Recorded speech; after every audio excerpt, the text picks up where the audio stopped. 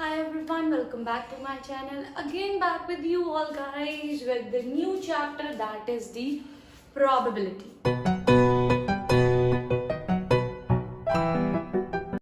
Okay, मैं सबसे पहले तो ये बताती हूँ कि मेरे एनडीए एस्पिरेंट्स को ये चीज़ पता होगी कि प्रोबेबिलिटी भाई वेटेज बहुत ज़्यादा है एनडीए के एग्ज़ाम में. बेसिकली ये क्वेश्चंस इसके वेरी करते आ रहे हैं फ्रॉम 14 to 15 क्वेश्चंस हर एक पेपर में एनडीए के आपको देखने को मिलेंगे. सो मेरा पॉइंट क्या है ये चीज़ आपको बताने का कि प्रोबेबिलिटी को समझना शुरू कर दो. अभी तक नहीं करी, छोड़ रखी है, तो this video will be a life changer for you guys. Let's begin. Probability की जब हम बात करते हैं तो सबसे पहली चीज़ हम कंसेप्ट्स के ऊपर चलते हैं बिकॉज कंसेप्ट्स के बिना मूव ऑन करने का कोई फायदा नहीं. तो सबसे पहले कंसेप्ट के ऊपर मूव करते हैं तो सबसे पहले एक चीज आती है that is the random experiment which you have to understand कि रैंडम एक्सपेरिमेंट हमारे पास क्या होता है. मैं आपको डायरेक्टली इसमें कोई डेरिवेशंस या कुछ नहीं या डेफिनेशंस नहीं लिखवाने वाली. इसमें we are going to take short examples जिसकी वजह से आप लोग याद रखने वाले हो पेपर में कि व्हाट वाज दैट. ओके बच्चों, रैंडम एक्सपेरिमेंट. यार एक्सपेरिमेंट के नाम से ही हम जानते हैं कि कोई भी चीज़ को मैं कुछ कर रही हूँ तो वो मेरे पास एक एक्सपेरिमेंट है. तो इसका मैं अगर आपको एग्जांपल लेके चलते हैं हम, तो एग्जांपल में अगर हम बात करें, एक कॉइन लिया मैंने, राइट. मैंने बोला कि ये कॉइन को मैंने टॉस कर दिया तो क्या पॉसिबिलिटीज हैं, या तो हेड आएगा या क्या आएगा, टेल. तो बच्चों यही तो होता है एक रैंडम एक्सपेरिमेंट.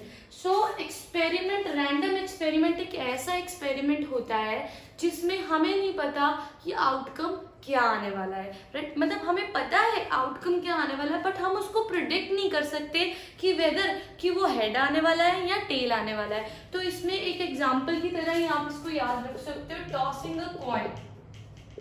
ओके, कॉइन को टॉस किया तो मेरे पास क्या पॉसिबिलिटीज है, हेड आएगा या टेल आएगा. बट हमें ये नहीं पता कि इसमें से हेड आने वाला है या टेल आने वाला है. मतलब outcomes can not be predicted with a certainty. और second most famous that is throwing a dice. एक डाइस को थ्रो कीजिए आप, डाइस पे 1 आएगा, 2 आएगा, 3 आएगा, 4 आएगा, 5 आएगा, 6 आएगा. ये तो मैं सिर्फ एक बार जब टॉस कर दूंगी मैं देख लूंगी भाई क्या आया है तो मैं आपको बता दूंगी. सो बेसिकली बच्चों फटाफट से इसको करते हैं कि रैंडम एक्सपेरिमेंट मेरे पास एक ऐसा एक्सपेरिमेंट होता है जिसकी मैं आउटकम्स को मैं प्रिडिक्ट नहीं कर सकती कि उसके आउटकम्स की क्या सर्टेनिटी है आने की. Okay, now the second thing is the sample space. तो यार अगर रैंडम एक्सपेरिमेंट को हम कोई एक्सपेरिमेंट परफॉर्म कर रहे हैं तो उसके पॉसिबल आउटकम्स क्या है, वही तो होता है सैंपल स्पेस. फॉर एग्जाम्पल मैं अगर एक कॉइन को टॉस करती हूँ तो यार या तो हेड आ सकता है या टेल आ सकता है. तो इसके क्या हुआ, या तो हेड या टेल, तो इसी को तो बोलते हैं सैंपल स्पेस. तो set of all possible outcomes को क्या बोलते हैं, हमें हमारे पास सैंपल स्पेस है. और अगर मैं बोलूँ कि मैं एक डाइस को थ्रो कर रही हूँ तो क्या पॉसिबल आउटकम्स हैं, 1 2 3 4 5 एंड 6. तो set of all possible outcomes is known as sample space.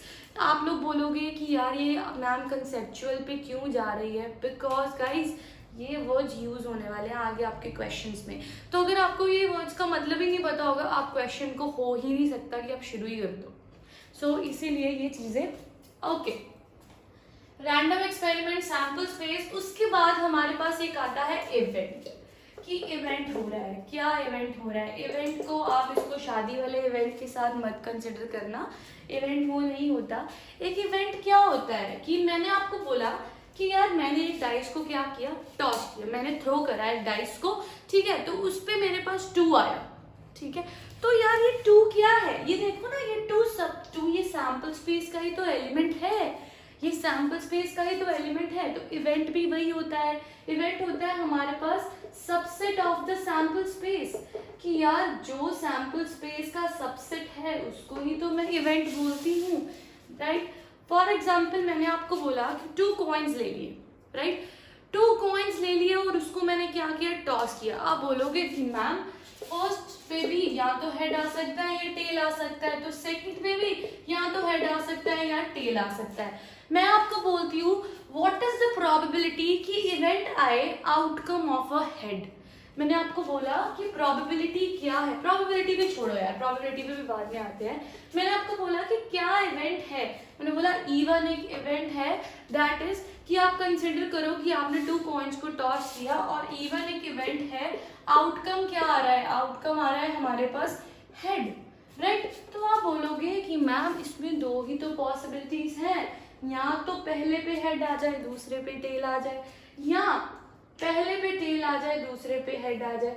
तो दैट्स इट बच्चों, यही होता है event. Subset of the sample space is known as event. अगर आप इसका ही सैंपल स्पेस बनाते हो तो इसका सैंपल स्पेस क्या बनेगा, head head, head tail, tail head, और एक क्या बोलेगा, टेल और टेल। ओके, तो ये देखो ना, यही तो इवेंट है, यही तो, इसी में से तो एलिमेंट्स उठ के आ रहे हैं। तो बेसिकली ये हमारे पास होता है इवेंट। ओके, उसके बाद हम चलते हैं इक्वली लाइकली इवेंट्स पे। यार ये ना साथ साथ एक कॉपी पे नोट करते जाना, क्योंकि इसको जब हम सुनते हैं, जब हम पढ़ते हैं, तो हमें लगता है कि यार ये तो बहुत ईजी है। Generally it is easy, but बात क्या है, उसको रिमाइंड करना है, उसको रिमेम्बर करना है चीज़ों को, क्योंकि लास्ट में क्या हो जाएगा, इतनी सारी डेफिनेशंस और फिर ढूंढते फिरेंगे यार, फॉरगॉट। सो बेटर यही होगा, एक कॉपी पेन ले लीजिए और साथ साथ नोट करते जाइए। उसके बाद हमारे पास आता है बच्चों की इक्वली लाइकली इवेंट्स। अब यार नाम ही सजेस्ट कर रहा है इक्वली लाइकली इवेंट। इसका मतलब क्या है कि अगर जो एक इवेंट आने का चांस है, अगर वो दूसरे इवेंट आने के चांस के इक्वल होता है, तो वो हमारे पास होते हैं equally likely events. For example, अब देखिए मैं आपको एग्जाम्पल देती हूँ। एक डाइस है, ठीक है, डाइस पे कितने नंबर्स है, 6। मैंने डाइस को थ्रो किया। अब यार मुझे नहीं पता, उस पर 1 भी आ सकता है, 2 भी आ सकता है, 3 भी आ सकता है, 4 भी आ सकता है, 5 भी आ सकता है, 6 भी आ सकता है, अनटिल एंड अनलेस मैं उसके ऊपर कोई कंडीशन नहीं लगाती। सो फिर ये देखो ना कि ये जो 6 नंबर्स आने की पॉसिबिलिटी है, इक्वल ही तो है यार। 1 की भी इक्वल है, 2 की भी इक्वल है, 3 की भी, एंड सो ऑन।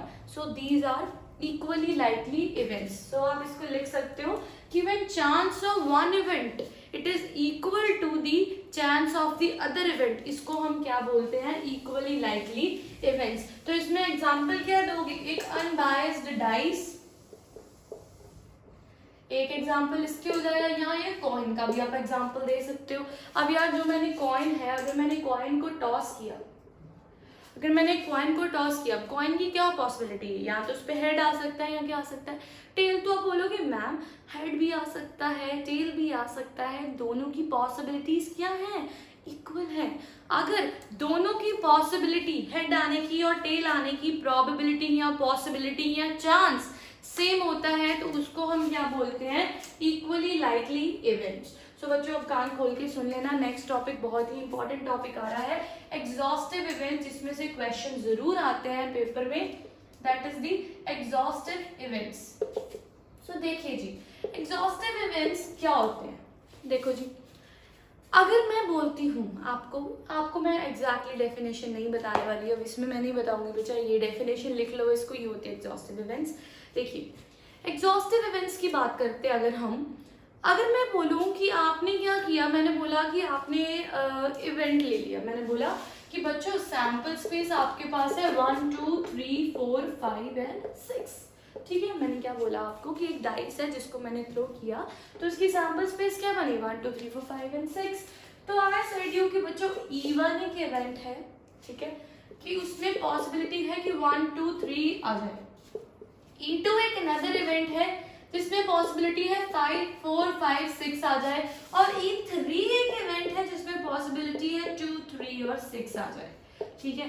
तो ध्यान से सुनिएगा, एग्जॉस्टिव इवेंट्स क्या होते हैं, वो 2 इवेंट्स जिनकी अगर हम यूनियन कर दें तो वो सैंपल स्पेस के इक्वल आए, तो उनको हम बोलते हैं एग्जॉस्टिव इवेंट्स। मतलब वो 2 इवेंट्स जिनके बियॉन्ड कुछ भी नहीं हो सकता है, कि उसकी जो, जैसे अब इस क्वेश्चन में ही हम बात की है, तो देखो E1 और E2 का अगर हम यूनियन करते हैं, ठीक है, तो क्या आएगा 1 2 3 4 5 एंड 6। तो बच्चों ये सैंपल स्पेस ही तो है। तो क्या होते हैं हमारे पास एग्जॉस्टिव इवेंट्स की अगर दो इवेंट्स का यूनियन करें तो अगर वो सैंपल स्पेस के इक्वल आए तो वो हमारे पास क्या होते हैं, एग्जॉस्टिव इवेंट्स। यहाँ पर अच्छा अब एक बड़ा ही अच्छा क्वेश्चन आ रहा है एग्जॉस्टिव इवेंट्स के बेसिस पे ही मैंने आपको बोल दिया। अच्छा अब आप बताइए कि यार मैंने कार्ड्स का तो मुझे पता है बहुत लोग शौकीन होने वाले हैं कार्ड्स के खेलने का। तो कार्ड्स मेरे पास होते हैं 52 कार्ड्स, ठीक है।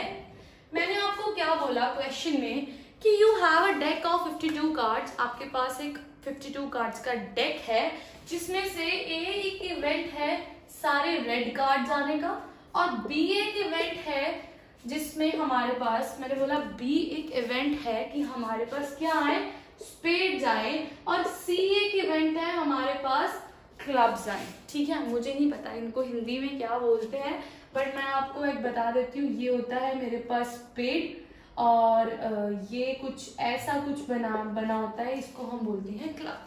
तो क्वेश्चन पे फोकस करिए, अब याद मत करिएगा, क्वेश्चन पे फोकस करिए। क्वेश्चन कहता है कि you have a deck of 52 cards, ठीक है, out of which event A एक इवेंट हो रहा है विच इज द पॉसिबिलिटी कि क्या आए, रेड कार्ड्स आए, ठीक है। बी एक इवेंट है दैट इज स्पेड्स आए, सी एक इवेंट है क्लब्स आए। अब मेरा क्वेश्चन क्या है, मेरा क्वेश्चन आप लोगों से ये है बच्चों कि क्या ए बी और सी मेरे पास एग्जॉस्टिव इवेंट्स हैं। फटाफट से मुझे आंसर बता दीजिए कि अगर A B C exhaustive events हैं या नहीं है, ठीक है। पॉज करिए वीडियो को, अपना आंसर लिखिए, मैं टाइम वेस्ट नहीं करूंगी, मैं सीधा आंसर के ऊपर स्विच करती हूँ। अगर देखो जी मैं बोलती हूँ A B C are the exhaustive events, क्यों है देखिए 52 कार्ड्स, डेक ऑफ कार्ड्स की जब हम बात करते हैं तो उससे पहले मैं आपको थोड़ा कार्ड्स के बारे में बता देती हूँ, ठीक है। तो जब भी हम 52 कार्ड्स की बच्चों बात करते हैं तो उसमें क्या होता है, मेरे पास 26 मेरे पास रेड कार्ड्स होते हैं और 26 मेरे पास क्या होते हैं, ब्लैक कार्ड्स होते हैं। Out of 26 black cards there are 13 spades and there are 13 clubs, और इसमें से there are 13 diamonds and there are 13 hearts. तो ये होता है बेसिकली इसका सीक्वेंस कि 13 डायमंड्स होते हैं, डायमंड कुछ ऐसा बना शायद होगा, और जो दिल तो चलो आपको पता ही है कुछ ऐसा होगा। स्पेड्स का मैंने आपको सिंबल बता दिया और क्लब्स का भी मैंने आपको सिंबल बता दिया। तो बच्चों ये होता है कार्ड्स का एक हमारे पास कॉम्बो, दैट इज ये क्या बोलता है कि अगर डेक ऑफ 52 कार्ड्स हैं हमारे पास तो हमारे पास 26 रेड होते हैं और 26 क्या होते हैं, ब्लैक। रेड में से 13 डायमंड्स और 13 के आते हैं हमारे पास हार्ट्स, और 26 ब्लैक की अगर हम बात करें तो 13 स्पेड्स होते हैं और इसमें 13 के होते हैं क्लब्स। चलो जी अब क्वेश्चन के ऊपर मूव करते हैं। क्वेश्चन आपको पूछ रहा था कि क्या ए बी सी एक एग्जॉस्टिव इवेंट्स हैं। जी हाँ बिल्कुल है। क्यों है, क्योंकि यार ये स्पेड्स और क्लब मिलके 26 ब्लैक कार्ड ही तो बना रहे हैं, और ये क्या है 26 रेड कार्ड। तो अगर मैं A union B union C करूंगी तो ये टोटल मेरे को 52 कार्ड ही तो देने वाला है, जो किसके इक्वल है मेरे पास, सैंपल स्पेस के। So A union B union C sample space के इक्वल है, इसीलिए A B and C are the exhaustive events. Okay next topic पे चलते हैं जो हमारे पास आता है mutually exclusive events.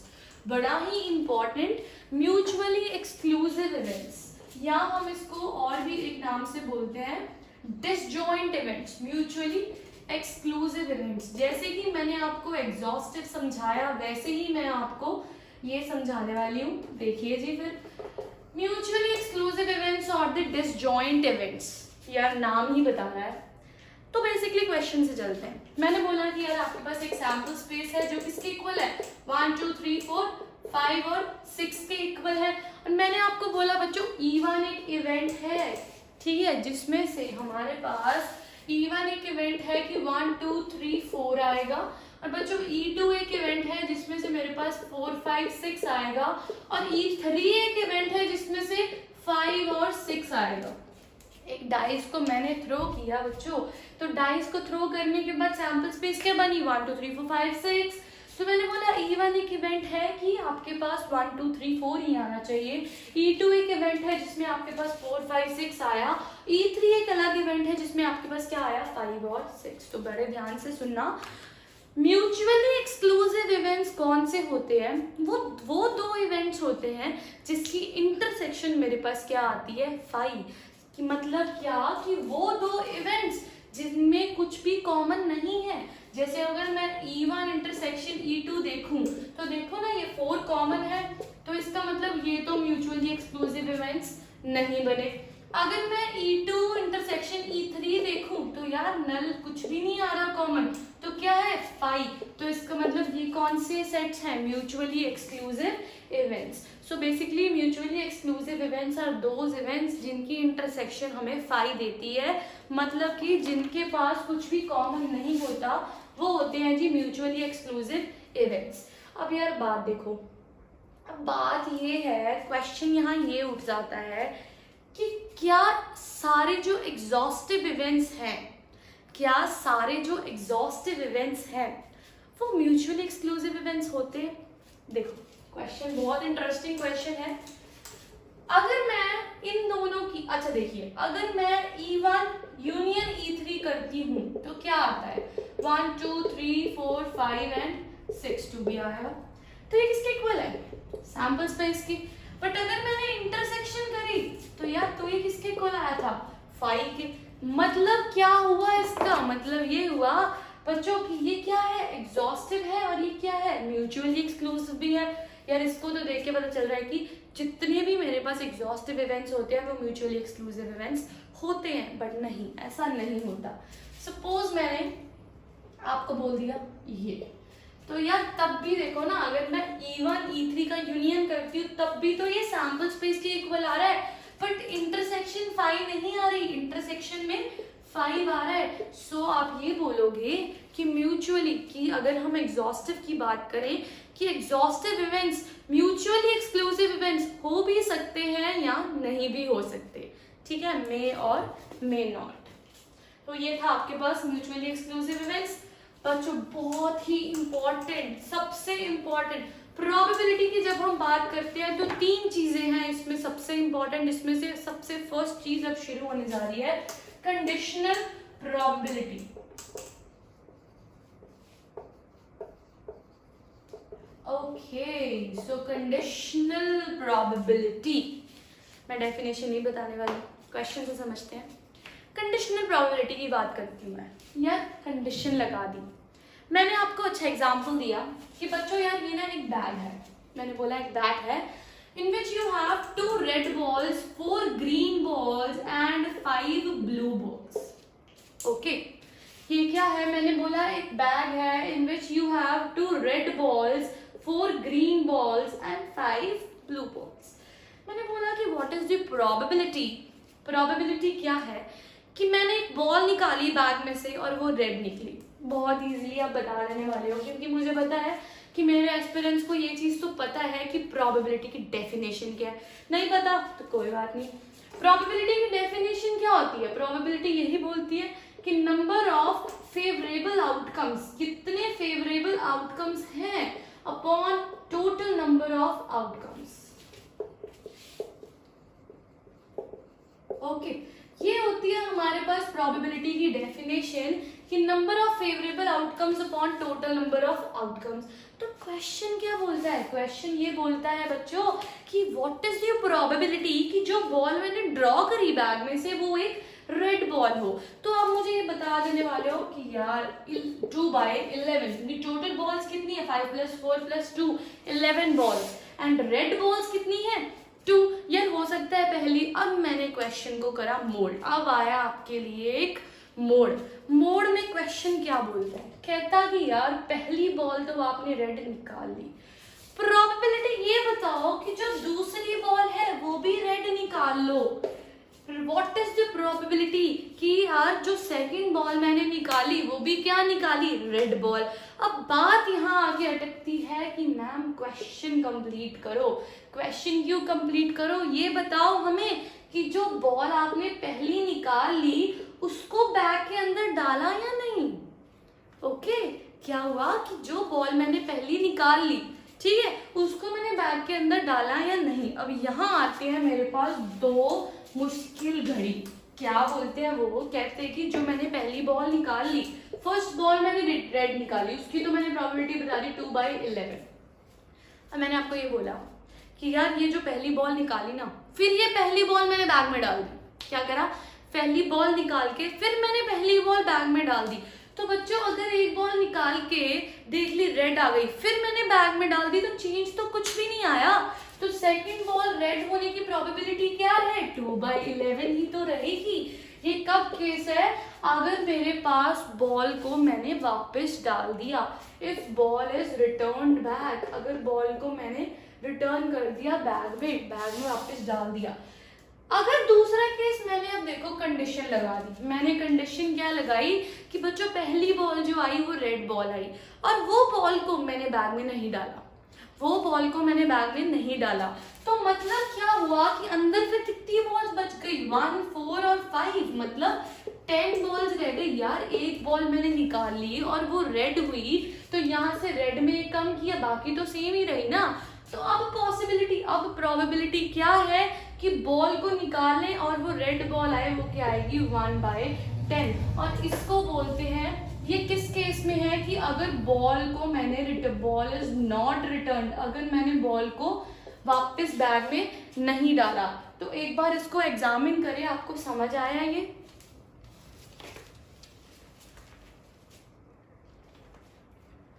Okay, so probability, okay.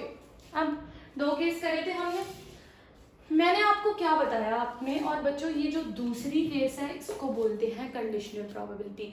So basically conditional probability क्या होती है कि किसी चीज को निकाल लिया और उस पर कंडीशन लगा दी कि यार तेरे को मैंने रिप्लेस किया या नहीं किया। ओके, तो ये होती है मेरे पास कंडीशनल प्रोबेबिलिटी। तो इसका क्या हमारे पास फॉर्मूला, अब ये देखो फॉर्मूला देखते हैं हम, इसका फॉर्मूला क्या होगा इसका, कि अगर मैंने इसका प्रोबेबिलिटी का फॉर्मूला लगा रहा हूं, मतलब कि A/B, इसका मतलब क्या है, इसका मतलब ये है प्रोबेबिलिटी ऑफ A निकालना है, A इवेंट की प्रोबेबिलिटी निकालनी है जबकि B इवेंट हो चुका है।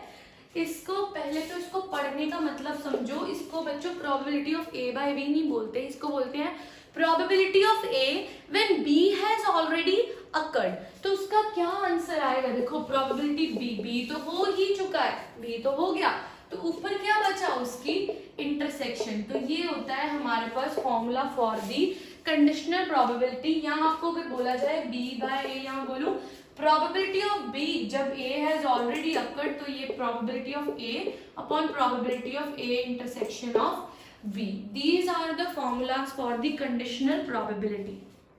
So कंडीशनल प्रोबेबिलिटी हमें क्या कहती है, ये एक प्रोबेबिलिटी होती है जो हमें बताती है कि A इवेंट हो चुका है, एक इवेंट हैज ऑलरेडी अकर्ड, और दूसरा इवेंट होने की प्रोबेबिलिटी क्या है कि जब पहला इवेंट मेरे पास हो चुका है। यहाँ पर हमारे पास बड़ी अच्छे फॉर्मूलाज आएंगे अब, जिसको मैं बोलूंगी कि मल्टीप्लिकेशन थ्योरम इन प्रोबेबिलिटी। यार देखने वाली की बात ये है कि यार इतना डरावनी चीज, बट नहीं, इट इज नॉट, ठीक है। मल्टीप्लिकेशन थ्योरम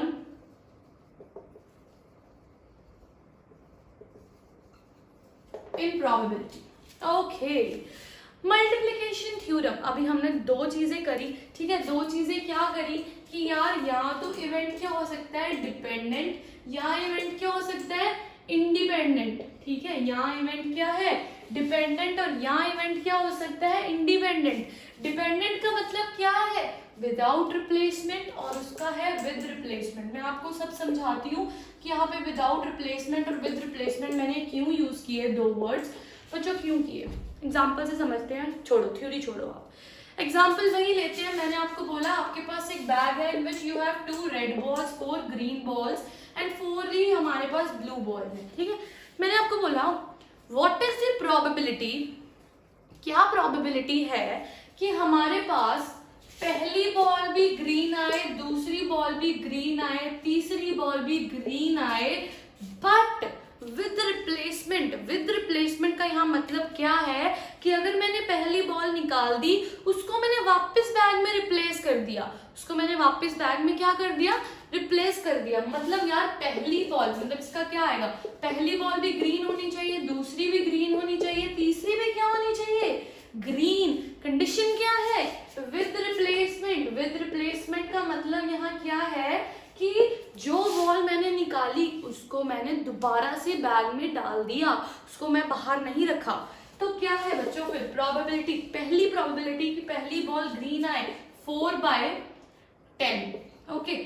दूसरी भी ग्रीन आए, दूसरी भी क्या आए, ग्रीन आए। तो यार बॉल्स तो कम हुई ही नहीं, क्योंकि बॉल मैंने जॉन से निकाली थी, मैंने कलर देखा और मैंने बीच में दोबारा से फेंक दी। तो क्या आया, 4/10, 4/10 इंटू 4/10। सो इसका बना लो फिर।